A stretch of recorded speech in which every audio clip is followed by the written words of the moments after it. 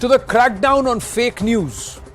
Let's try and understand, amidst all the information and misinformation and thoughts, what the new rule actually means. Let's try and decode this. There is a war that's now being waged on fake news, and it's come collectively from within the bodies itself.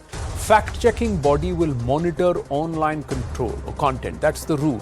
The government-mandated body could be part or an extension of the PIB or a whole new body in itself. Will label fake and misleading info about government and government-related initiatives, policy, etc.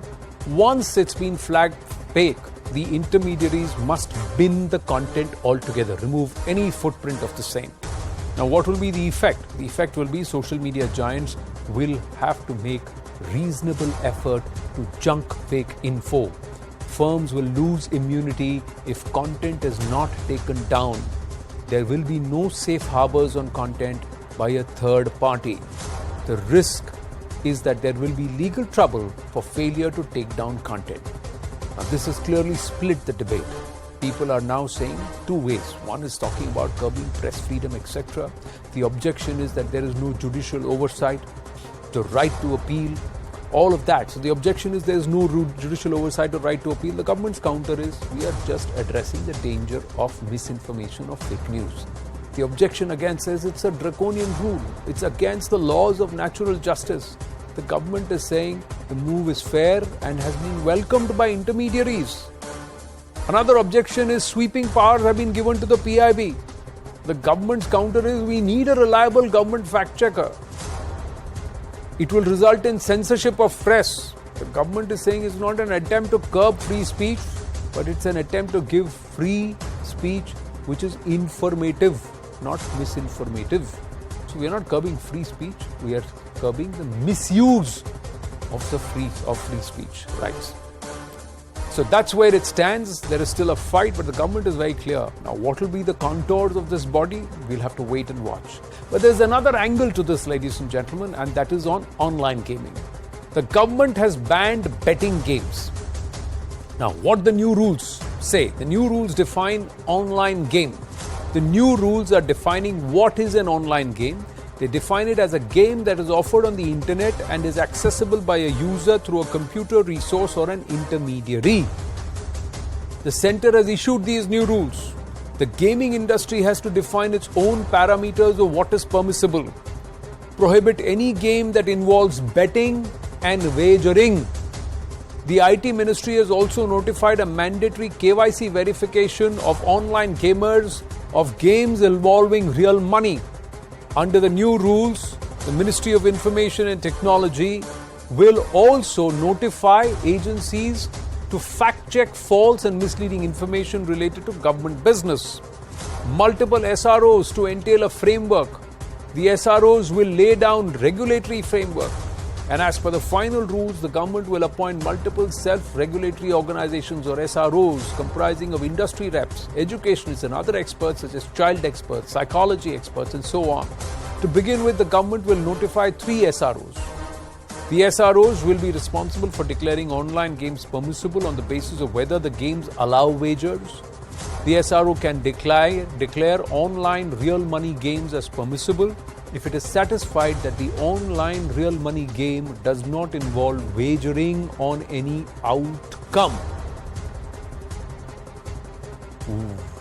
That opens a whole new Pandora box, doesn't it, ladies and gentlemen?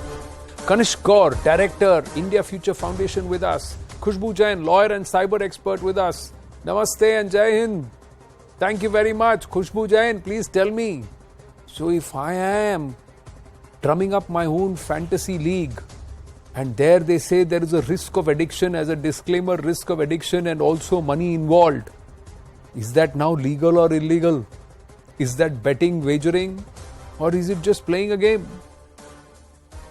No, so with the new rules, if anything which has an element of addiction, anything which has an element of pure wagering, which is an outcome of a chance, pure chance, is something which is considered illegal and is not permissible in India. And for that, they have come up with a provision that it becomes really difficult to understand the nuances of what is skill, what is chance. One, second, how do you register and how do you control this? Because state have different legislation, center had different legislation when it comes to regulating this space or terming some things as gambling and what comes into the gaming aspect. So today is the scenario where they have come up with the aspect that let there be an SRBs. Those bodies will be the one who will be recognized by the government. Now those bodies are the one who will formulate their strategy as per the existing laws that will come up. And with that, any company who wants to start or have a game or start a gaming company in India or provide gaming services in India, real money gaming in India, have to register themselves over there. And once they get approved is where they can start their business in India of providing these gaming companies. Now, the aspects which you were starting with are the one that, okay, can you have, the whole basis of gaming is that they make sure that there is something called as addiction added to it. One is that genuinely you get addicted or hooked to a game. The second is games are made in such a manner that you get addicted or hooked to it. And we have seen in the past that there have been so many games where kids have been hooked so much so that they go on to even commit suicide. They are that crazy that they forget everything for hours. They don't eat, they don't drink, they don't do anything. All they are doing is hooked up to the game. So that's why they have come up with, let's come up with a regulation which doesn't strangulate the entire industry, but which creates a platform where these companies can come and register themselves and the industry grows. So I think that's a welcome step that has come up, and sooner it was required. But has it confused further rather than cleared matters is another concern, Kanishk Kaur, because what is wagering and what is not?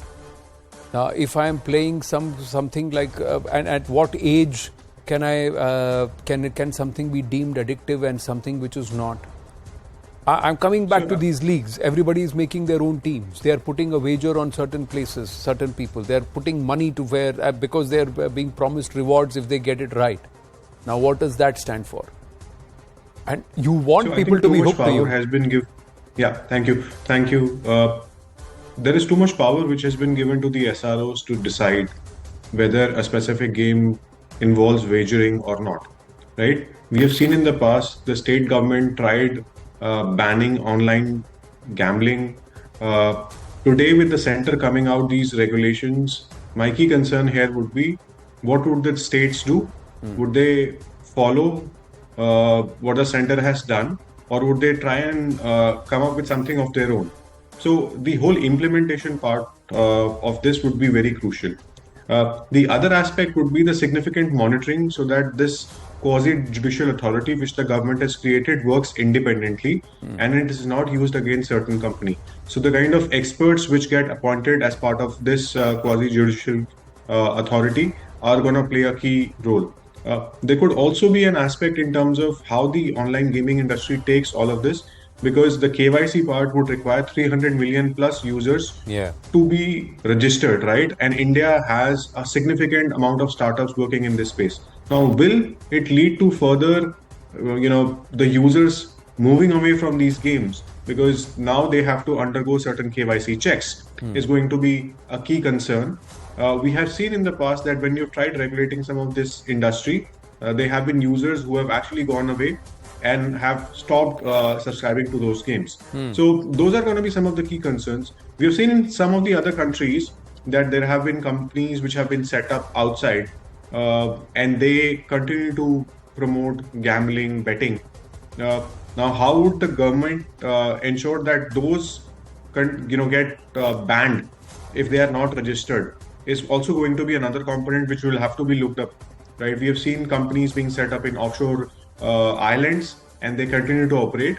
In India, they sponsor IPL, they would sponsor correct. So should I regulate sports? So, but Kanish, let me ask you this: should I regulate these companies and say you have to operate in India and you have to park your profits in India, you got to pay your taxes in India and park your data in India? Secondly, if I have given my KYC, I filled my KYC, shouldn't it be my choice what I want to play, how much I want to bet or wager, and how much money I want to spend? As long as if I am legally allowed to vote, if I am legally allowed to drive, Why can't I be legally allowed to bet? See, this is a stance which the government has taken. In some of the other countries, betting and gambling is legal. So if you look at countries like United Kingdom, betting and gambling is legal. And along with the sports which happen, there are esports where people do bet. When we saw the football World Cup happening, there was a lot of gambling and betting that was happening. But as a country in India, we have decided that we will not allow betting and gambling to take place.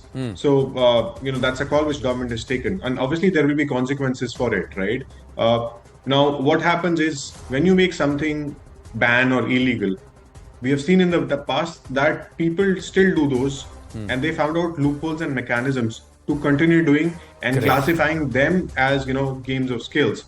So how will the regulator here, the SRO in this case, really find some of those companies? And I can tell you there are around 26 such companies which operate in, Malta. They would operate in Channel Island. How do you stop all of those? And they should not be allowed access to Indian market itself. They should not be allowed access in the first place to the Indian market. You need that is not something which the gamer is at fault at. It's the gaming company and of course the infrastructure, the tech infrastructure which is allowing these people, because they can't enter China. If China can create a firewall and create a wall that these gaming companies can't enter into the Chinese mainland unless they are operating in China and they've got permission of the state, we can create that firewall. So that's a different challenge. But once they are allowed, once they are legal, they're setting up office in India, they are based out of India, their servers are in India, the data is parked in India, the money they collect is also kept in India, it's not moved out of India into any other escrow account, etc. Khushbu Jain. Then, and if I am filling out my KYC, if I am declaring who I am and I'm linking my account or whatever from where the money is going to come through, and I'm paying real money, why should the government tell me, no, I can't? No, they're not telling you I can't. So if you look at today's, the regulation which has come in place is really talking the aspect that let there be a proper KYC done. Let there be an aspect where they share information in law enforcement agency wherever it is required under the law. These are the two situations. And the third, that, the infrastructure which you're talking about, and I want to add to the Kanish point, amazing point, on the aspect of that so many offshore companies sitting in Malta or sitting in, those offshore islands and operating in India. Yeah. And literally, when it comes to taxation, when it comes to rules, regulations, when it comes to, how you are navigating in Indian jurisdiction was something which was questionable. That's where the new regulation comes in place, which says that, boss, you want to have business in India, why don't you register yourself? When you register, these SRBs are the one, these bodies are the one who are going to look into that. These are the criterias which you have to look into. Once you are you're fulfilling those criterias, you're given a license.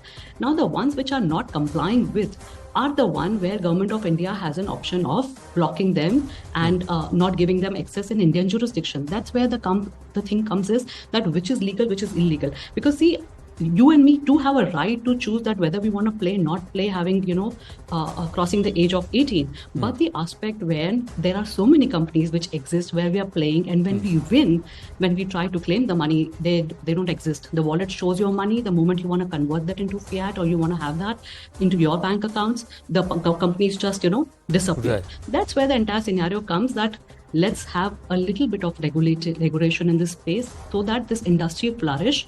At the same time, people like you and me are not being cheated by these companies. Correct. The second aspect comes is we do have laws where objectifying women in a indecent manner in the games, and there are so many games which come in that manner. There are so many games which are operating for China for purposes, for money laundering or crypto laundering. So all these aspects can be covered by this, where you're literally not strangulating the industry, but providing a platform. Now, how so you're saying that you give it a level playing field or an open play for genuine gamers, genuine gaming companies who are offering solutions after abiding by the law.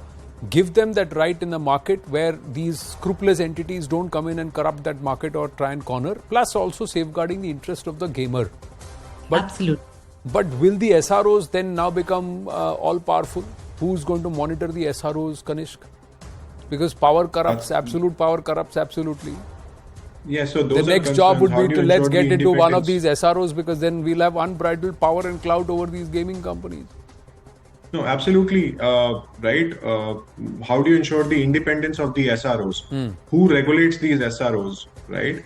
How will they stand in the courts? Right. Will the courts tomorrow challenge the SRO on some of the findings they have? So this is another Pandora's box which is opened, right?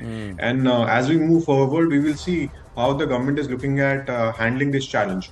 The other aspect is around KYC. You've got 300 million plus users in India, who play these games, and suddenly you create a new, law where they have to do the KYC.